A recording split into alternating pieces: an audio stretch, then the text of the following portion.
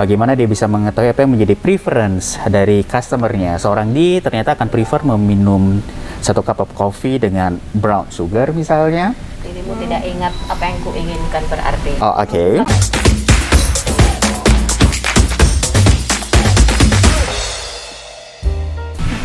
Quality itu apa? Quality itu artinya meet and exceed. Nah, ini meet. Ya, standarnya di sini nih. Meet. Exceed berarti melampaui. Betul.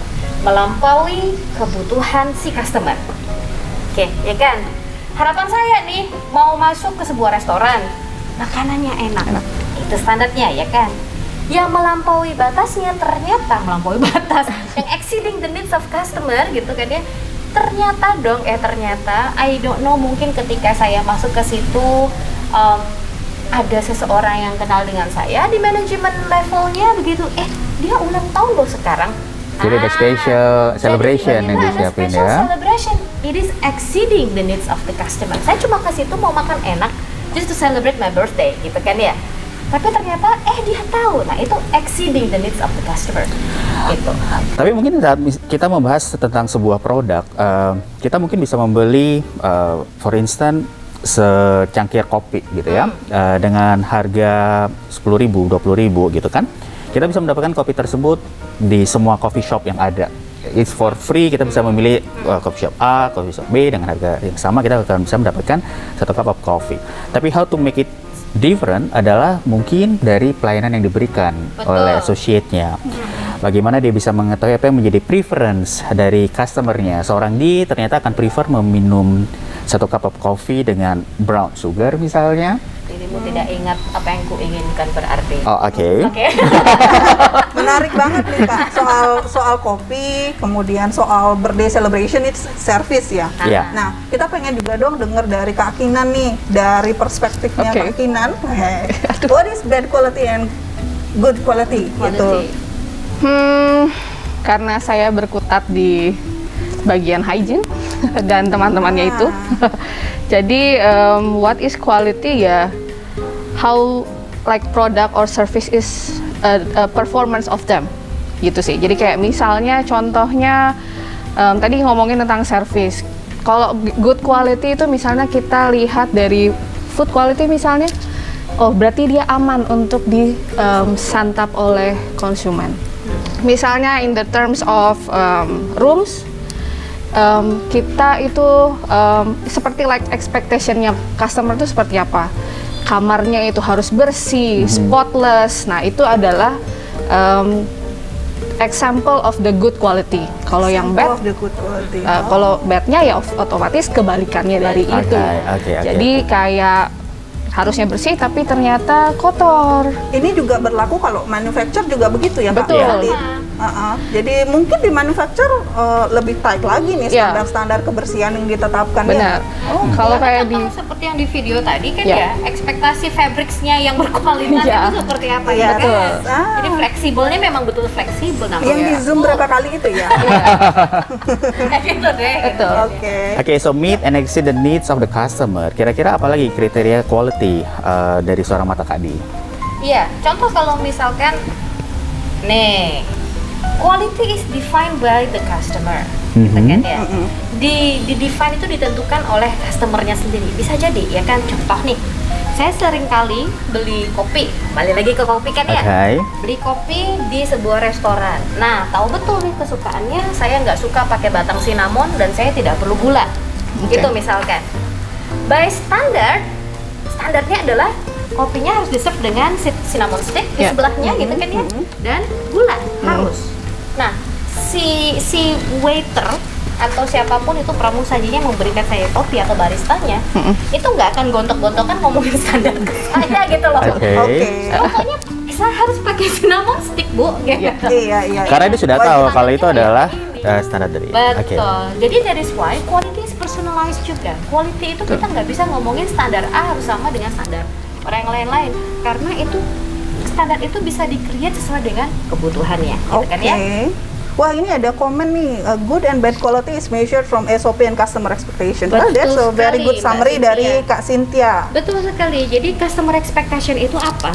Dan apakah kita bisa exceeding?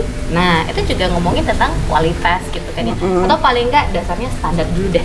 Kayak gimana? Berarti quality itu kan adjustable atau Yes. customized berarti. Betul. That is why quality is personalized Yeah. and can be defined by the customers. Nah, untuk itu selanjutnya adalah kita ngomongin langsung nih menukik ke quality assurance karena kan dari tadi udah ngomongin quality assurance. Nah, terus bagaimana cara defining, gimana caranya solving the problem gitu kan ya. Iya. Ngomongin tentang QA ini. Dan Jadi untuk kita itu- lebih dalam lagi nih menukik. Betul. Wah, nggak Untuk sabar itu deh. Saya persilahkan kepada Abang. Abang apa? Oke, kalau kita ngomong tentang quality assurance, mungkin kita kutip dulu nih.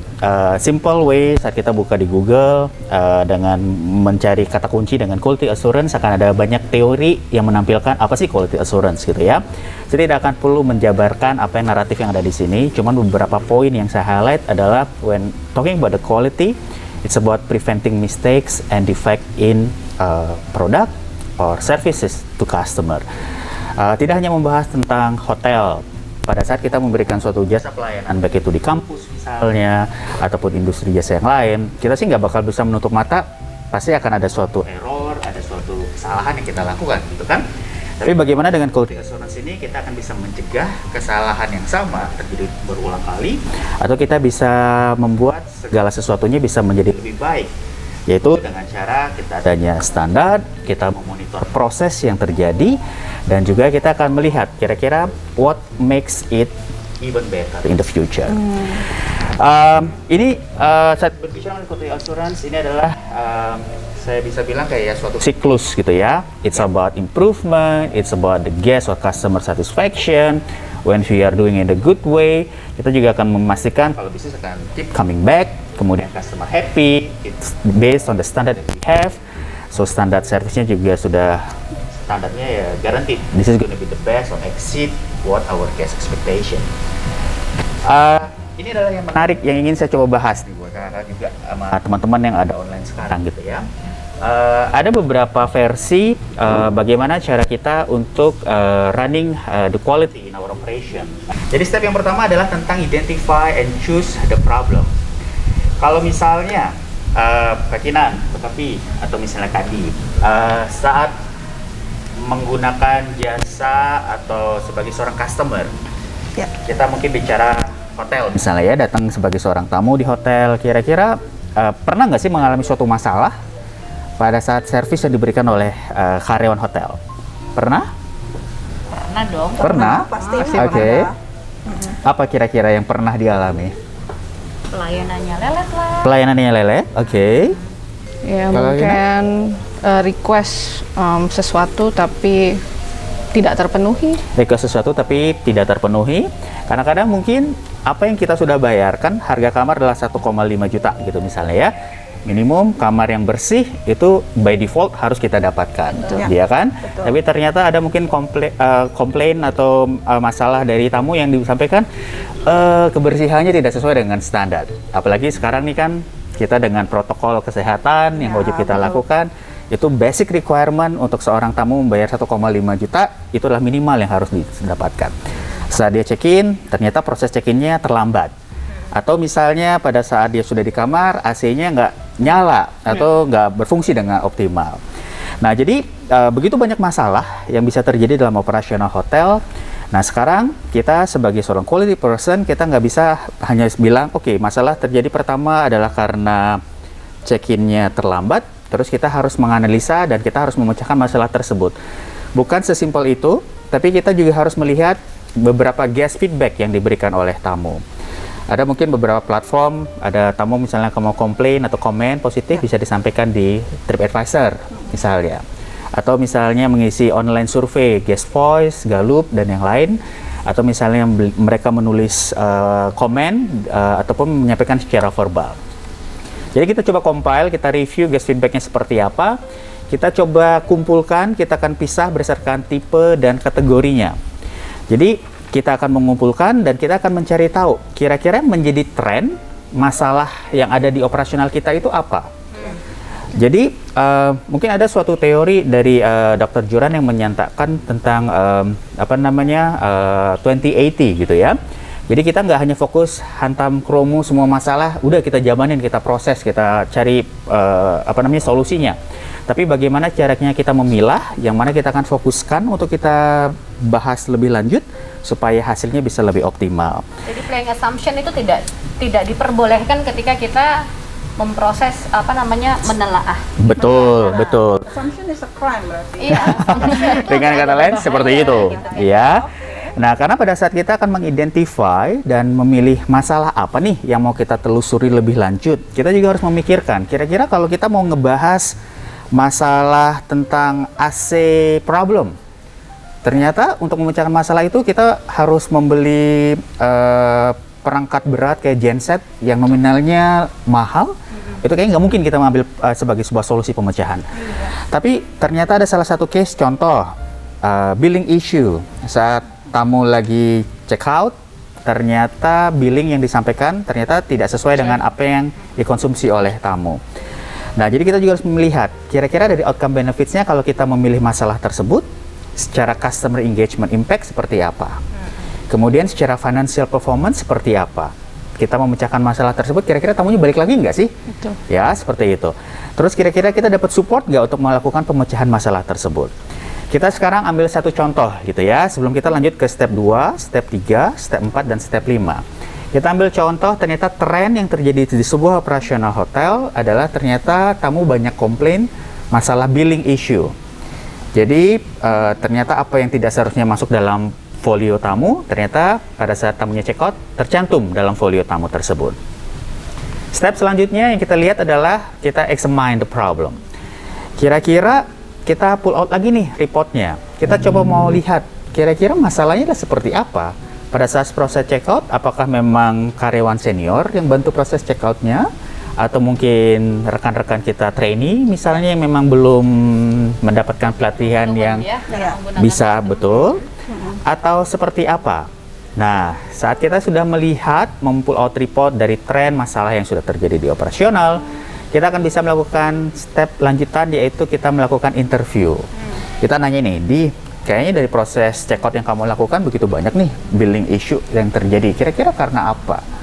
Apakah mungkin seorang karyawan kita tidak familiar dengan sistem yang kita gunakan secara online? Atau mungkin seorang front desk agent kita tidak tahu, oh ternyata ada paket yang ada diskon untuk seorang tamu dapatkan. Jadi itu mungkin salah satu komunikasi atau communication breakdown yang harus kita follow up, yang harus kita tindak lanjuti. Berarti nggak nyampe informasinya. Betul, jadi informasi tidak sampai sepenuhnya kepada tim. Oke, jadi itulah step yang pertama dan yang kedua, kita examine the problem.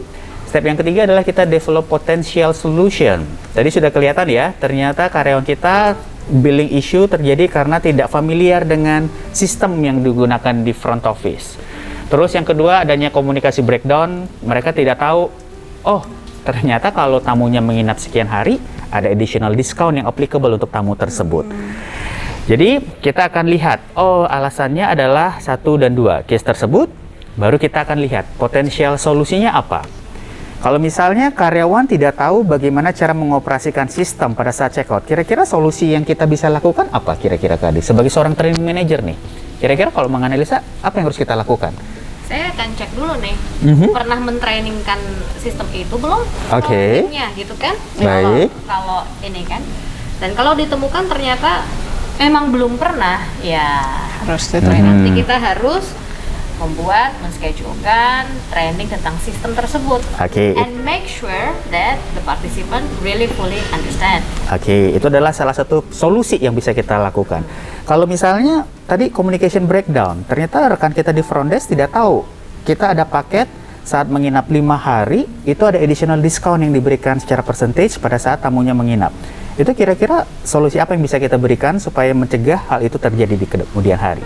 Kira-kira apa, Kapi? Wah, kalau misalnya kayak gitu, mungkin harus ada training khusus ya setiap kali ada Communication diskon-diskon. systemnya. Iya, Jadi communication ini kan, system. Betul. jadi review lagi Flow-nya, kan. ya. Baik, mungkin kalau misalnya Kinan? Boleh tambahin. Mungkin kita bisa tempel, beri informasi supaya mereka semakin ingat setiap The hari. notice board, Iya. Betul. Iya. sessionnya. Betul. Oke, jadi bukan hanya seorang salesperson yang tahu tentang paket promo yang ada di hotel, tapi informasi itu atau LSOP itu bisa di-sharing ke semua associate juga, supaya mereka juga familiar saat mengeksekusi pada saat tamunya check out, ya. Jadi kita sudah tahu kira-kira apa potensial solution yang akan kita lakukan. Step selanjutnya adalah kita akan mengeksekusi seperti yang tadi di kemudian Kinan, kemudian KPI juga sampaikan adalah oke, solusinya kita conduct training refresher supaya karyawan kita tahu tentang operasi sistem. Kita akan tempel di notice board, kita akan pasang cheat sheet di front desk station misalnya untuk membuat tidak adanya communication breakdown kemudian hari. Nah, untuk step ini kita akan melihat bagaimana cara kita mengevaluasi, kita juga akan mencoba melihat kira-kira jalan nggak sih proses ini gitu ya. Itu lanjut dengan step yang kelima, yaitu kita mengeksekusi dan evaluate the solution. Kira-kira proses ini setelah kita lakukan di conduct class sebulan sekali, tidak hanya khusus untuk front desk agent saja. Bukan hanya untuk karyawan baru saja, tapi semua front desk agent atau bahkan waiter waitress di restoran atau hostess juga dikasih implementasi seperti ini. Kita akan coba evaluasi. Kira-kira hasilnya seperti apa sih? Kira-kira efektif apa enggak?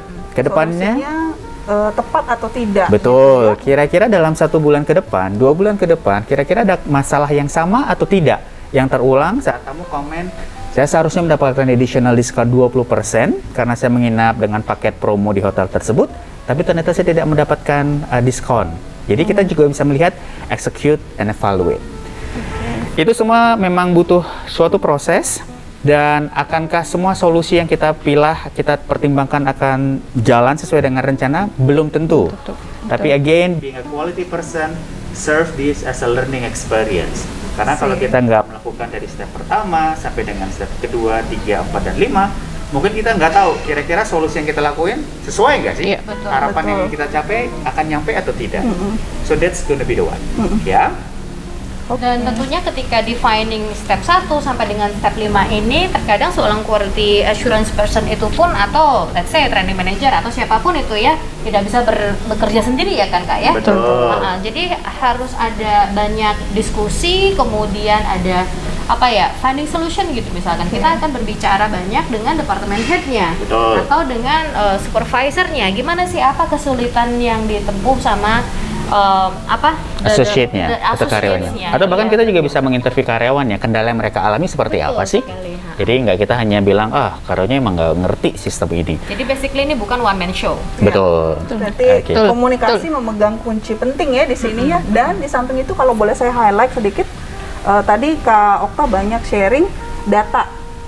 Berapa banyak sih setelah dilakukan problem solvingnya, solusinya udah dapet, dijalankan, diimplementasikan, selesai nggak masalahnya atau masih muncul lagi? Jadi Betul. data benar-benar memegang kunci. Sangat diperlukan untuk itu. Oke.